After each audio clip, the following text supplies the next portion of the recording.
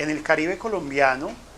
en lo que va del año 2016, nos preocupan 4 hechos en concreto. El primero tiene que ver con los homicidios. En lo que llevamos de este año hemos conocido de 6 homicidios de líderes LGBT, 2 ocurridos en Bolívar,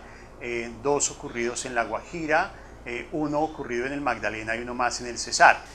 Nos preocupan los homicidios porque eso, sumándose a unos hechos que se presentaron entre el año 2007 y el año 2015, estamos hablando que esta región ha reportado más de 150 homicidios de personas visiblemente LGBT en menos de 10 años. La segunda cifra que nos preocupa tiene que ver con la violencia policial. La policía es un cuerpo civil que está equiparado por el Estado para proteger a los ciudadanos y a las ciudadanas. Sin embargo, y conmemorando el hecho de Stonewall, históricamente y de manera muy preocupante, miembros de la policía, lejos de proteger a las personas LGBT, las han agredido. Y si bien la policía colombiana asumió en el año 2010 una directiva interna de respeto y protección a las personas LGBT, siguen presentándose casos de violencia policial, particularmente en las ciudades de Barranquilla y Cartagena. En lo que va corrido del año hemos conocido más de 6 casos de agresiones policiales directas, sobre todo a mujeres trans en el espacio público, siendo Cartagena la ciudad que en todo el país registra mayores casos de violencia hacia personas LGBT por parte de la policía, seguida de Barranquilla.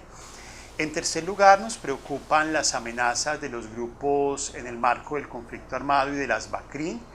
Efectivamente, las personas LGBT hicieron parte de los grupos que fueron afectados en el conflicto armado, en razón de que los actores del conflicto consideraban las prácticas homosexuales como prácticas inmorales. Entonces persiguieron a personas visiblemente LGBT en el marco del conflicto, generando desplazamiento, generando persecución e incluso violencia sexual, como lo ha reconocido la ley aprobada hace 2 años en el Congreso de la República, que ampara a las personas víctimas de violencia sexual. Sin embargo, y en este proceso de posconflicto al que se ha agendado el país, nos preocupa que, si bien las FARC y el ELN, que son los grupos guerrilleros con los que hoy se trata de establecer un proceso de paz, han asumido un compromiso de no victimizar a las personas LGBT o construir verdad a partir de esos hechos, el crecimiento de violencia por parte de las bandas criminales, sobre todo en la región Caribe, hacia las personas LGBT es muy notorio, sobre todo a partir de panfletos amenazantes. Y lo último que nos preocupa tiene que ver con la negación a los derechos de la igualdad. La Corte Constitucional ha dicho repetidas veces que las personas LGBT tienen los mismos derechos que el resto de la ciudadanía, pero en el Caribe siguen reportándose persecuciones en espacios laborales, despidos injustificados, negación en el sistema de salud para atender a las personas LGBT, bullying escolar. Entonces son prácticas muy cotidianas en Barranquilla y en el Caribe que llaman la atención en el Día del Orgullo Gay, para pedirle a las autoridades que redoblen su compromiso para que efectivamente sí tengamos muchos elementos de los cuales sentirnos orgullosos